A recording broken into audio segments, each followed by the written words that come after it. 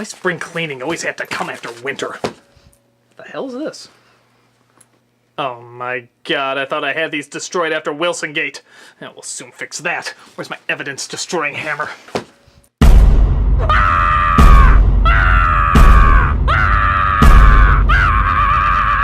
Hey, I'm Carrot Juice. Don't be upset. Today's the greatest day ever. In fact, let's give each other gifts. Yoink! Hi!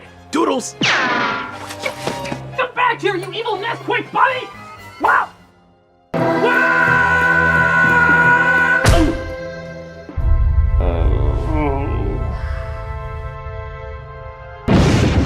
Oh my god. The maid cafe at the Addams Family. Hello, my name is Malice. Are you quite alright? Yeah, fine. I was just looking for A black rabbit? Yeah. Carrying a hard drive? Yeah! And you escaped from the American McGee Institute, hoping that if you bring him back, it'll prove to the world that you're not a psychotic maniac? That's a hard no, but 2 out of 3 ain't bad. So, have you seen him? Oh, yeah, that way. Ooh-hi-hee! Oh, what the hell's going on here? Here, drink this. It'll make your tolerance for overused cliches 10 times smaller. What the hell are you talking about? Oh, forget it. What is this, some sort of LSD land? You're not too far off, actually. It's Burtonland.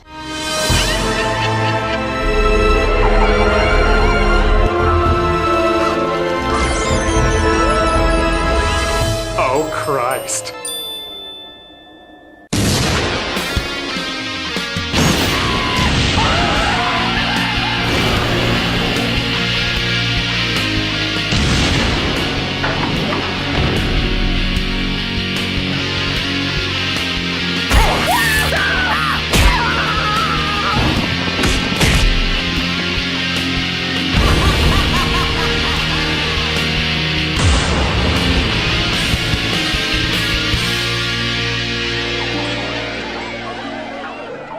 My god, look at this place.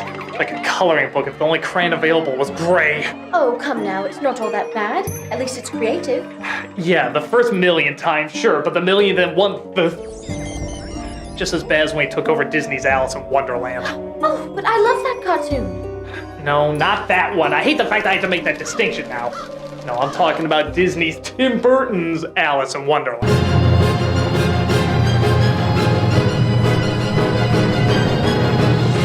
But wait, I thought that was a big hit. If it was so bad, why did it make so much money? I can answer that. Oh god, it's Danny Elfman. What's the matter, Critic? I thought you enjoyed my musical composition. Yeah, for the first 10 years, now all your stuff sounds like the filler music you skip on soundtracks. Oh, but Critic, don't you know that kind of repetition is what makes Burtonland so popular? It's Tim. Baton, the spirals everywhere. It's Tim, let's get you fucked up hair. It's Tim, where everything is style over substance, but it looks good, so who cares? It's Tim. It's Tim. Baton, all angles are skew. It's Tim, with foggy lenses too. It's Tim, where all supporting characters are kings holding the movies on the wings and all the leads are about as interesting as glue. It's Tim. This world of such uniqueness has been done a million times. A dark and gloomy outlet for suburbanites to whine. And though it's saying little, hipsters think it's saying more. It's selling much more whiteness than a rich albino whore. Remakes, reboots, they're making us a ton of loot.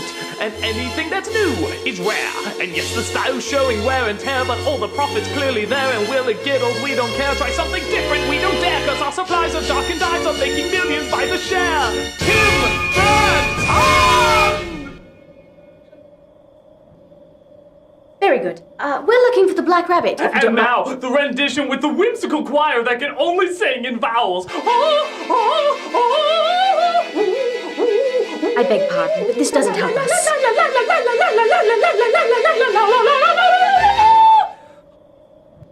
If you could just direct us. Well, I tried to be nice. Excuse me. Oh my god, what are you doing? Oh god, no, not that! Oh no, put that back in my body! Oh no, I need those! I need those! Oh god! Oh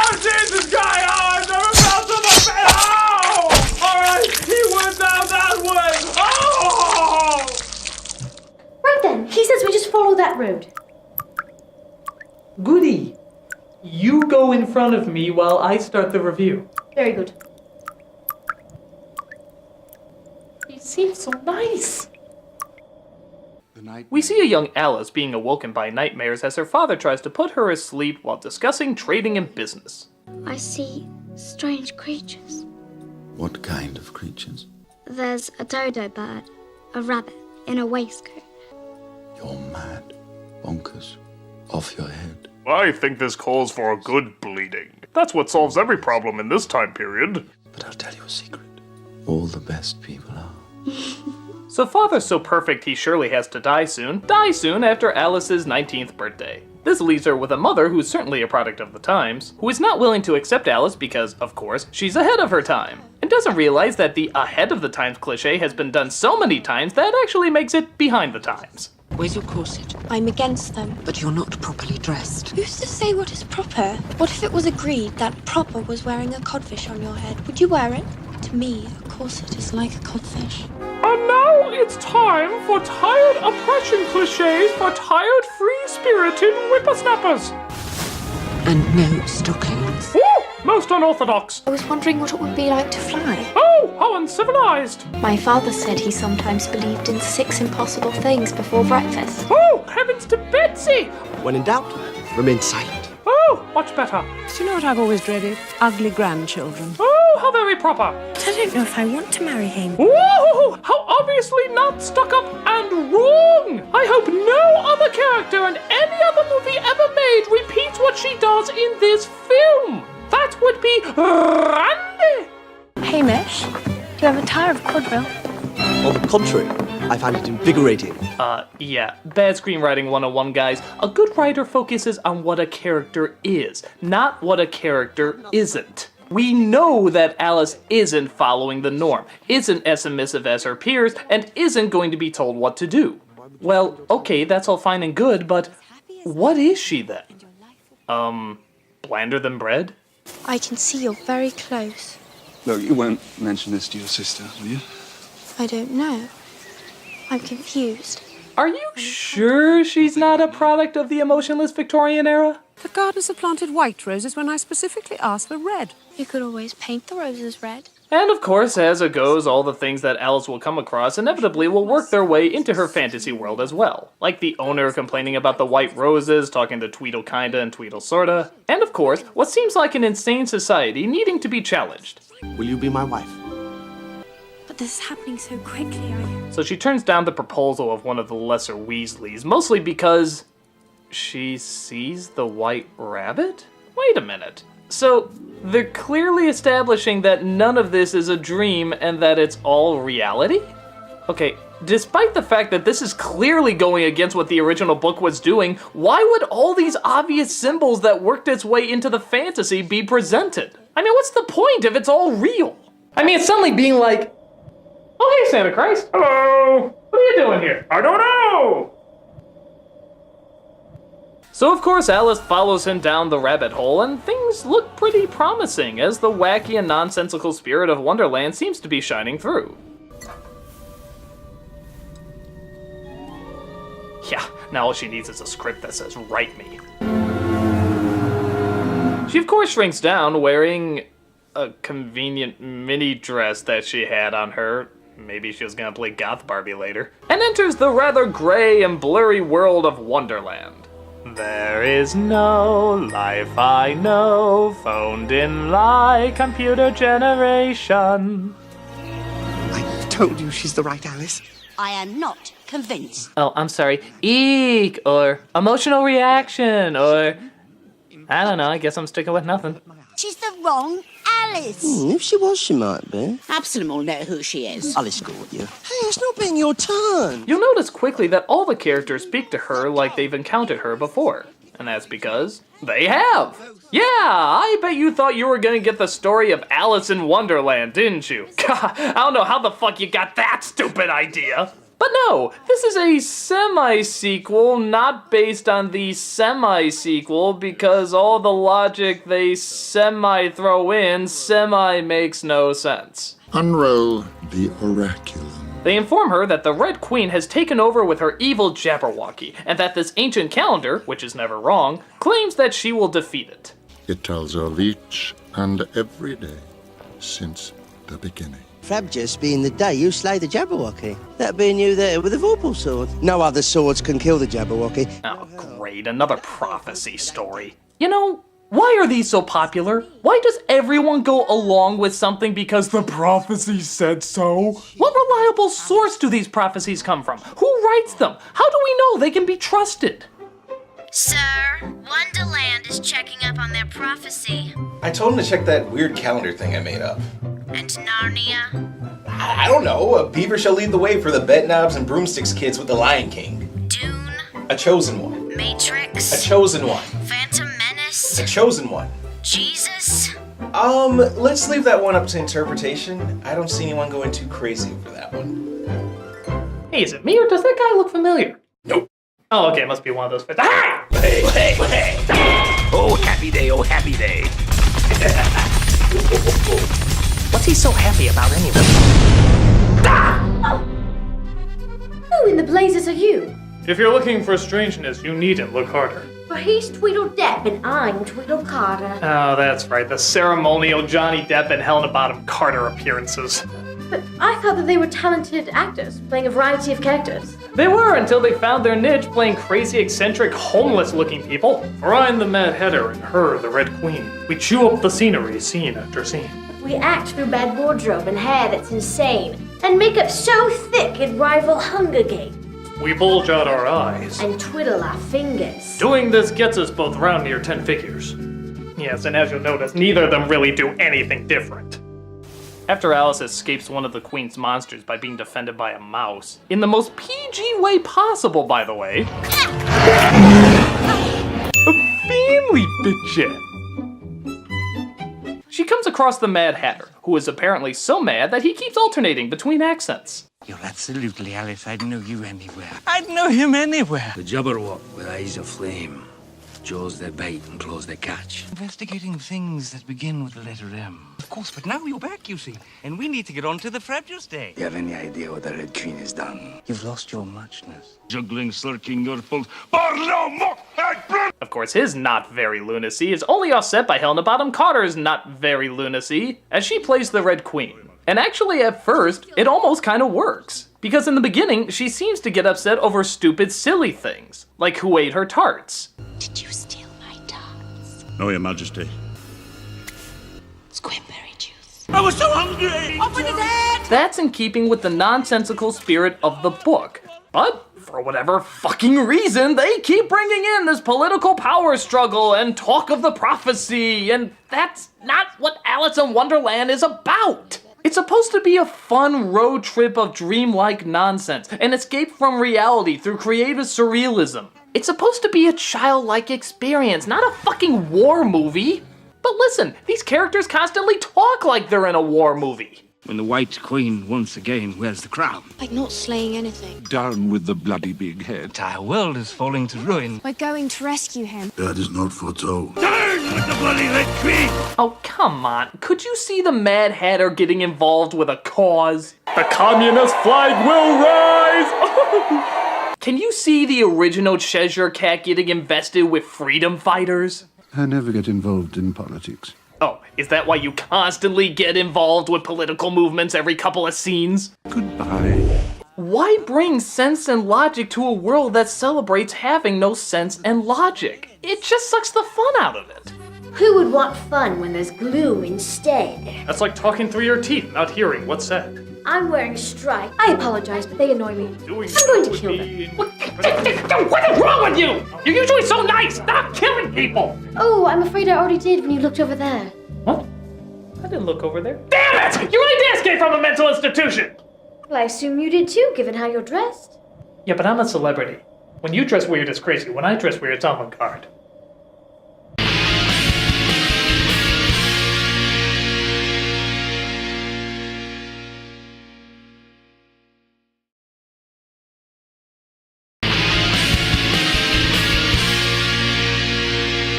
So the Hatter lets Alice Alice know that Wonderland used to be ruled by the White Queen, played by Anne Hathaway, until the Red Queen summoned her Jabberwocky to destroy everything.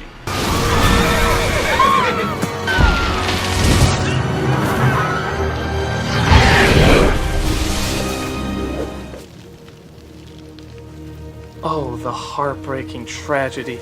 If only there was some sort of warning they could have had to prepare them for this. Like a calendar that predicts the future and is never ever wrong. Wait a minute. Didn't they say that fucking thing predicts whatever's gonna happen? It tells of each and every day since the beginning. Well, why the flying hell were they just partying then? Did they miss the part where we all burn and get our asses fried? You'd think somebody would put a goddamn bookmark on that section, wouldn't you? That White Queen's doing a heck of a job. Hold on tight, please. So the Hatter sees the guards coming, thus swings Alice away on his hat. Which, by the way, even then she looks disinterested. Oh no, I guess. And he's taken away. Thankfully, one of the guards' dogs finds Alice, but she discovers that he's a spy for the rebellion.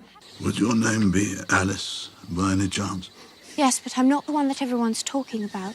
The Hatter would not have given himself up just for any Alice. Yes, that would be mad. And nothing in his name indicates he'd be anything like that. We're going to rescue him. That is not foretold. I've been accused of being Alice and of not being Alice, but this is my dream. I'll decide where it goes from here. Oh yeah, I forgot to mention. Alice this whole time, I mean like 80% of the goddamn movie, totally believes that this is all a dream. This is my dream. This is my dream. It's only a dream. I'm still dreaming. Wake up from this dream. Time can be funny in dreams. Sometimes I forget that this is all a dream. I would dream up someone who's half mad. You know, I think there's only so long a person tells themselves that they're asleep before fucking reality starts to take effect. I mean, the dream excuse can only get you so far before your other senses start to kick in. For example, oh, it's okay, it's just a dream. Oh, it's okay, it's just a dream. Oh, it's okay, it's just a dream. You see? On top of that, if she does think this is all a dream, what does she care what happens to the Hatter? What does she care if it's her fault? She has no obligations in a dream. Though, then again, maybe that would explain why her performance is about as invested as Willy Wonka saving a bratty child. I'll decide where it goes from here. If you diverge from the path. I make the path. Stop, don't come back. So she makes it to the castle where, again, in a PG film, she climbs over the severed heads in a bloody river of the Queen's victims. A Disney picture. And eventually comes across the captured White Rabbit. I've come to rescue the Hatter. You're not rescuing anyone being the size of a gerbil. Would you have any more of that cake that made me grow before? Actually, I might have some left. And this is another reason why Wonderland doesn't work as a strategic world of war. There's cake that makes you grow huge.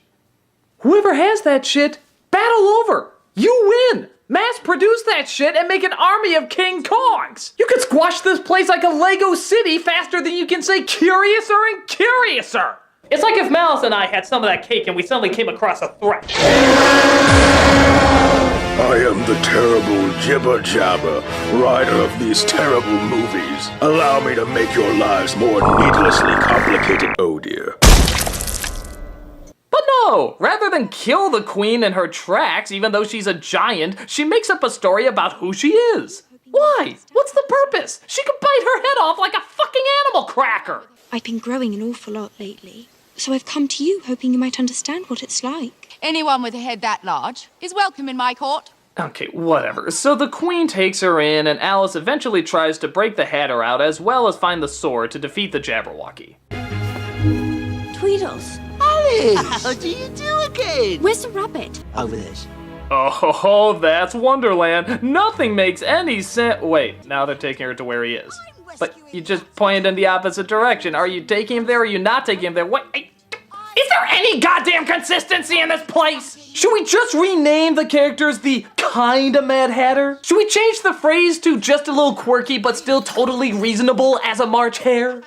But before she can get the sword, she has to deal with this weird scene with the leader of the guards, played by Crispin Glover.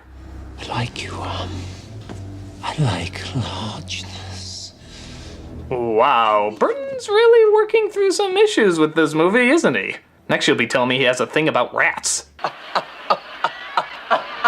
So she does find the sword and manages to befriend the Beast by giving him his eye back. She's unable to save the Hatter, but the Beast does carry her over to Epcot Gondor, where the White Queen awaits. Come with me.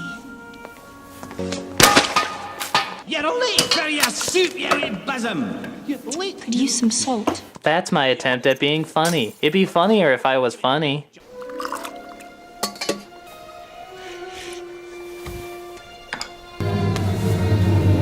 Wait a minute, they're shrinking her down? Why the flying fuck are they shrinking her down? She has to fight a gigantic Jabberwocky, remember? Did we forget our little stomp talk? Come on, guys, this makes about as much sense as the Cheshire Cat wanting to help the rebellion but uses his godlike powers just to save one person. Good morning, everyone. Oh, come on! He could turn into Godzilla and squash the place if he wanted! There's a bajillion things he could have done here! He could win this war in a blink of a goddamn eye! But hey, like he said... I never get involved in politics. Only when bad writing dictates so. Goodbye. So the Mad Hatter is saved, but they still had to figure out how Alice is going to defeat the Jabberwocky on the day of battle. Which, of course, shouldn't matter, seeing how even now she still thinks this is all a dream. Thank God this plot thread has a running time past 5 seconds of tolerance. You still believe this is a dream, do you? Of course. This has all come from my own mind. Okay, honey, no offense, but you're way too boring to think up anything as creative as this. I think the most your mind could dream up is a paperclip on a rice cake. That's how exciting your imagination gets. And yet, in a confusing scene, even though they all know it has to be Alice, they ask who'll stand up and fight for the White Queen. Who will step forth to be champion for the White Queen? That would be I. No. Me. I'll do it. You have very poor evaporating skills. I should be the one. Oh, that's very big of you, seeing how you never get involved in politics. Ghost Dad has more consistency than you. But then they remind themselves of what they already know. Alice has to do it. The choice must be yours. Because when you step out to face that creature, you will step out alone. Why? Because some magic toilet paper told you so? Why does any of this have to be this way? It doesn't. It's total bullshit. For a world that's apparently supposed to have no rules, there sure do seem to be a lot of rules. But wait, it gets better. The caterpillar reveals the great big shocking twist. Are you ready? Oh man, this is gonna blow your mind. Are you ready? It's so shocking, you're not gonna believe. Okay, you ready? Here we go, here we go. Okay, you ready? Here we go. Alice, this whole time, was Alice. Going to die. Wait, what? Alice, at last. What do you call yourself? Alice. The Whoa, wait a minute, movie. So, are you suggesting that the Alice from Alice in Wonderland this whole time was Alice from Alice in Wonderland? Whoa, I mean, fucking whoa, this movie is pushing the envelope of cinematic twist. I mean, who could have seen that coming? Next you'll be telling me that Clark Kent all this time was Clark Kent. Man, this movie knows how to keep you on your fucking toes. It wasn't a dream at all. It was a memory. This place is real. So are you, and so is the Hatter. Ding, ding, ding! What do we have for her, Johnny? You were just as dim-witted the first time you were here. You called it Wonderland, as I recall. Wait a minute, what was that line? You were just as dim-witted the first time you were here. You called it Wonderland, as I recall. Well, if it's not called Wonderland, what is it called? Crimes against Wonderland. Wonderland. So let me get this straight. In Alice in Wonderland, the story based on the Lewis Carroll novel, Alice is not a girl, she's a woman. She's not in Wonderland, she's returning to Wonderland. And Wonderland itself, in fact, isn't Wonderland at all, it's called Underland. Underland? It sounds like a made-up world in a Fruit of the Loom commercial. I'm sorry, how the flying fuck am I supposed to take an adaptation seriously when you can't even get one word, one fucking word of the goddamn title right? I'm gonna say it. No, Critic. No, I'm gonna say it. Critic, you I'm sorry. must No, say don't hold me back. Don't hold me. I'm gonna say it. No, I'm gonna say it. I'm saying it. It's pushed me to this. I'm sorry. It pushed me to this. Care Bears in Wonderland is a better adaptation than this. Yeah, come on. I said it. I said it. Who wants them? Come on. Come on. Apart from at least giving us what the fucking title promises, Care Bears in Wonderland and not Underland is still mad nonsense where everything is backwards. The villain of the movie wants to bring sense and order to it. That would be a legitimate threat to their world. So the fear in the movie is 100% justified. Here, the queen is just a jerk. But as long as she's as crazy as the rest of them, which she supposedly is, Underland shouldn't care. Because unless you missed what was constantly hammered in both the story, the book, every interpretation ever made, they're mad. They're all fucking mad. So what should they care about any of this bull crap? And don't get me wrong, Care Bears is an awful movie. It's really bad. They do some stupid shit like making the queen nice, a whole bunch of other fuck. But in terms of which one is closer to the spirit of what Alice in Wonderland is, I'm sorry, the fucking Care Bears got closer. They embrace the insanity of Wonderland. This one is ashamed to even be called Wonderland. Fuck that shit. What? Speaking of things we're ashamed of. Hey, hoo-ha-hoo-hee! There he is! Let's go get him! Ah! Oh, man. I am the great and powerful Tim. Oh, God damn it, Burton, you're not even ripping off the right source material. You're destroying the Wizard of Oz. You don't need to do that. Sam Raimi already did that. Critic, why do you hate my work so much? I'm just trying to bring something creative and new. Then bring us something creative and new, not trying to destroy what was already fine with your tired cliches. I mean, look at this climax. I think the only reason you allow these adaptations to be so war-hungry is because you like getting shots of armies lining up. Seriously, look at all these movies that you've used them in. You're like obsessed with them. Hey, now come on. Those scenes came from Mars Attacks, Planet of the Apes, and Batman Returns. As we all know, those are critically acclaimed masterpieces, but they look so cool. We see Alice dressed up as Joan of Meh, and they have their dumbass little battle. We meet on the battlefield once again. That's enough chatter. I'm the wild, eccentric one where I come from. And again, in our PG film, we get a rather gruesome decapitation of our fearsome Jabberwocky. Off with your head! A fiend leaping. Oh my god! Oh, this is nothing! Oh no! Oh my god! Oh! Bring the kitty. We follow you no more. So that takes the Red Queen out of power, Queen Uninteresting is in control again, and the Hatter feels he can finally celebrate by doing his dance. Oh, I'm just dead. Kaloo!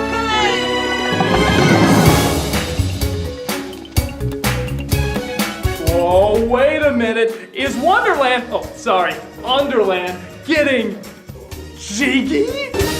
I think it is. Boy, he ain't no paper man. He really swings out with a mess of jive. Oh my god, I haven't seen anything this crunk since I saw Vanilla Ice cracking to the tune of macaroni and cheese. Oh, Hatter, you be dope. Okay, are you sure you didn't escape from a mental institution? So Alice goes back home, apparently wiser and somehow even blander. Sorry, Hamish, I can't marry you. I love you, Margaret, but this is my life. You're lucky to have my sister for your wife, Lowell. That is no prince, Aunt Imogen. You need to talk to someone about these delusions. Don't worry, Mother. I'll find something useful to do with my life. And you wanted a brain. What you don't have is a diploma. You and I have business to discuss. Shall we speak in the study? Oh, and one more thing. My god, her boring personality is in direct conflict with our boring personalities. Most unorthodox! So she uses her newfound expertise in sword fighting and monster slaying into the trading business, which this movie never mentions she has any knowledge of to begin with. It's vast, the culture is rich, and we have a foothold in Hong Kong. So she sails the Wonder, oh, don't you mean under, where she sets to start her brand new life. Hello, Absalom. Really? That's our big closer? I've seen more thrilling conclusions out of Bernstein Bears. So, Critic, what do you think of my blockbuster masterpiece? I'm sorry, I know a lot of people really enjoy this movie, but I just think it's awful! Oh. What should have been a match made in heaven turned into a needlessly complicated storyline from a seemingly simple source material. How can a movie based on a pointless book be even more pointless by trying to give it a point? On top of that, the film thinks that the more evil it can make the villains, the more interested we'll be in our heroes, rather than just writing the heroes interestingly.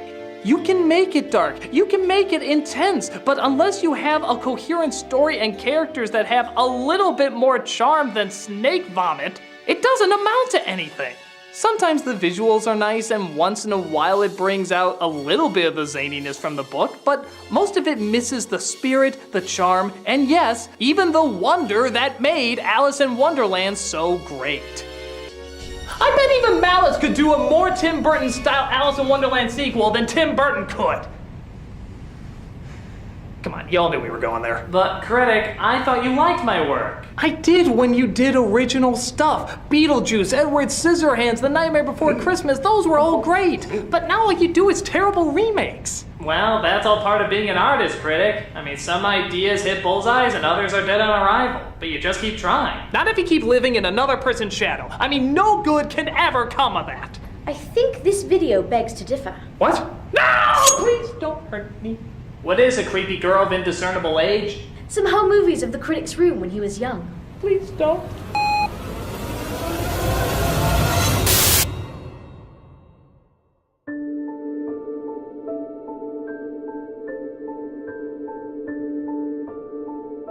Well, looky here. Looks like somebody was living in somebody else's shadow.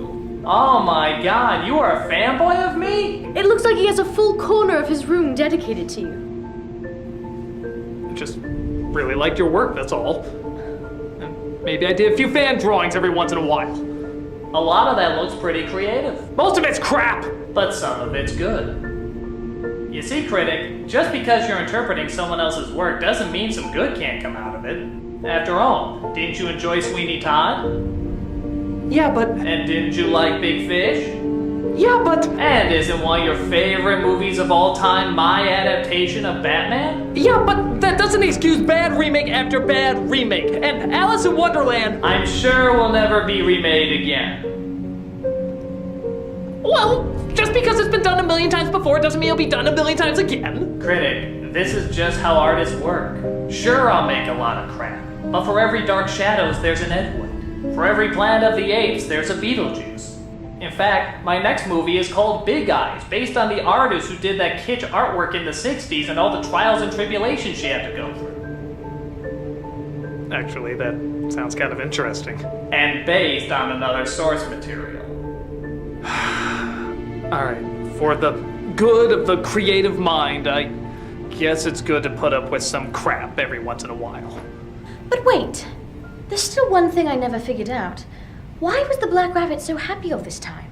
Oh, isn't it obvious? This is the first Tim Burton project to ever have a black man in a main role. No. There was Harvey Dent. Oh. Wait, no, he wasn't the main character. There was Oogie Boogie. No, he only came in the last third. Oh my god, you're right! See? You know, for a director who celebrates black and white, you sure do put a lot more emphasis on the white than you do the black. Nevertheless, go forth, my young ones, back into the real world to look forward to the wonders that Burtonland will bring unto you. I will, Mr. Burton. I know you won't let me down. I'm sure I won't either. Tim Burton's eagerly anticipated Big Eyes has been canceled. Replaced with his latest cinematic creation, Adventure Time, starring Johnny Depp and Helena Bonham Carter. I completely forgot whatever lesson I was supposed to learn.